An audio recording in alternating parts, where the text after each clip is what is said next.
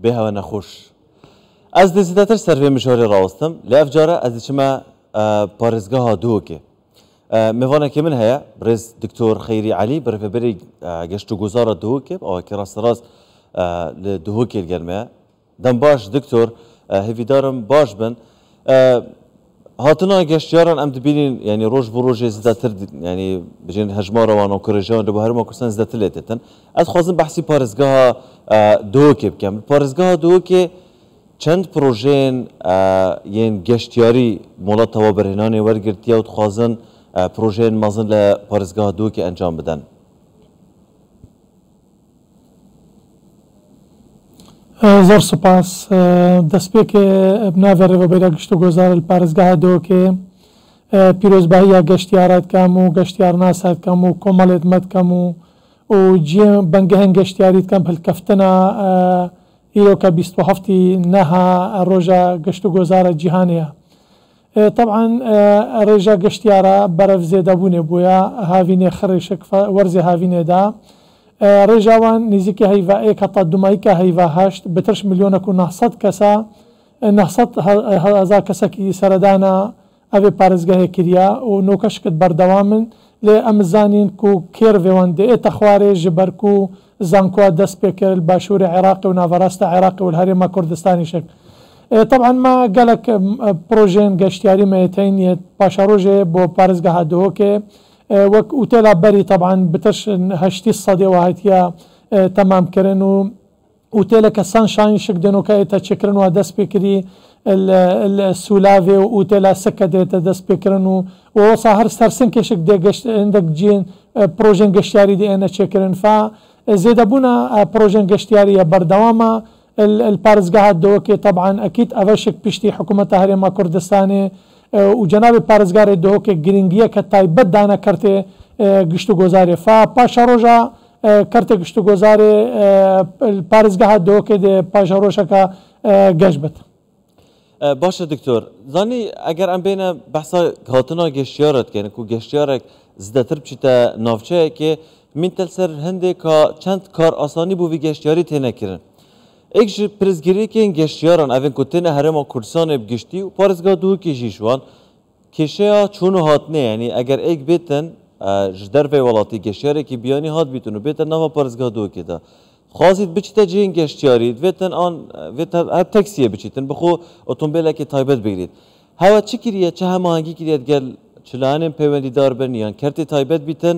پرزگیری که چون هاتنه چه به پاس بیتن اتومبیل بیتن بو گشتیاران چارەسەر بکەن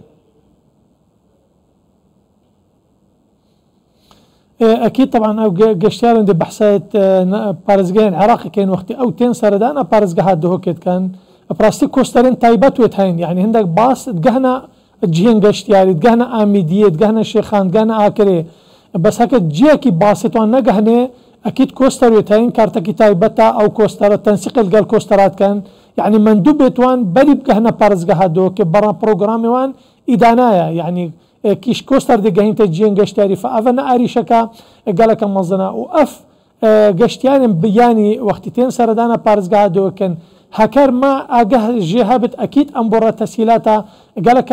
بيشكشت كينو كو بين جهد باش يعني نبس بين الجهن سولافي ومصايفة وانا حتى بين جهن شينواري شنقو بتر أف أجنبي أو قشتيارن بيان وقتي بين سردانا هرما كردستاني بكن نبس چنه جين سولاوي وينما أوان بتر جين قشتياري دوين يعني جين شينواري دوين جين آيني دوين وين ميجوها في ملتي كرد بزانن فهكا بريكا ما بين آن معلم تدا هابت كو أواناتين أم بيوندين ما بكن أكيد أم مكرفة بلا قشتو قوزارا أم تقصرناكين في جانبي دا وأم دي بردوار خصمة أفان قشتياركن بس بو بارزقهن عراقي قشتيارن بارزقهن عراقي برنامج دانايا وزان كيش كوستاري ودي كوفاتشون ودي شواين وشن فوان شو أريشا في جانب دانين وحتى بيانيش شو أريشا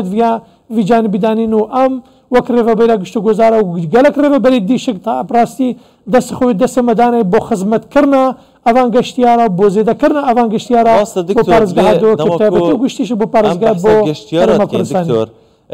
هم آرمان جن ين هوا وبري نهاجي مقالك جارا قولي بويا فوكسها هوا تركيزها هوا نكتنه گشتیارن نوارست و باشور عراقی نه گشتیارن لولاتین دیجی و گشتیارین دیجی دما کو بین هرما کردستان نهایتن پیوندی برای بریا گشت و گذار بکرد دابزاین کادش تکی و یا ناشته کرد ویتن نویسینگه هبن ام بحثان دید کن اگر ام بین سر بابات تنده آلی کی دی اف گشتیارین کتن هرما کردستان نک تنه پیوستیان به هتلانه بلکه پیوستیان به کومالگین گشتیاری هره کو گرینگی پیتدان لپارزگاه دو که گور اف پلان البرسینگه هوا چند کومالگین گشتیاری نو پلان دا کو بین دانان جبو کو گشتیار بچن دمین خوش لسر ببن يعني ام زاني طبعا بو زانينا جنابتاكو رجا گشتيارن بياني سردانا پارزگاه دو که کریا هرش ایکی دسپیکا صالح حتی دومای که هی وحش بتر 6000 کس کی سردانا و روا کریا با کومالگاه وتين بس مشكله ما او کومالگاه جيت وحواندن لينين اجبلي قال شيرانا نو كام موتيلكا اوتيلك والو دركاتيا تشكرن اجبر في چنده بروجه کی دی وتیتا چکرن او دو پروژه دی وتینا چکرن السرسنکی و كما قلتي اوتيلا حجري او دي قالك كفتت خدمتها كرتكشت گزار دا وانگشتيار دا وهر اوتيلا كدي شك الاميدي دسبيك اميدي واتيتا چکرن بجني سانشاين وكما اشاره بدا اوجد كفتت خدمتها كرتكشت گزار دا وانگشتيار دا وارهوسا مجمعه كدي شكوتيتا چکرن هل الاميديه امد بجني اوتيلا سكايو چندين جندين شكيت وحواندن دلودر كي انا تشكرن وكي كومالگاه كي فاكيد ام باورت كين اوا دي كارت كرنا ايجابي سر كارت كشتو گزاركت چي بو گشتيار نافخوي چي بو گشتيار ادبياني وطبعا بوزانين البارزگاه دو كشك بترش يعني الروجانا او شافانا متقارين بترش 15000 كسكي ورگرين وبشك نرجك كيما رجك قالك باشا كو گشتيار سردانا بارزگاه دو كان بويد بياني شو كما قلتي ان شاء الله افصاله صالت بين دي بتر درفتها بين بو اذكرنا اوتيلا وكومالگهن گشتياري بتايبتي رخا اميديه زور سپاس برز دكتور خيري علي بري گشتي گشتو گزاره دوك سپاس كون القلب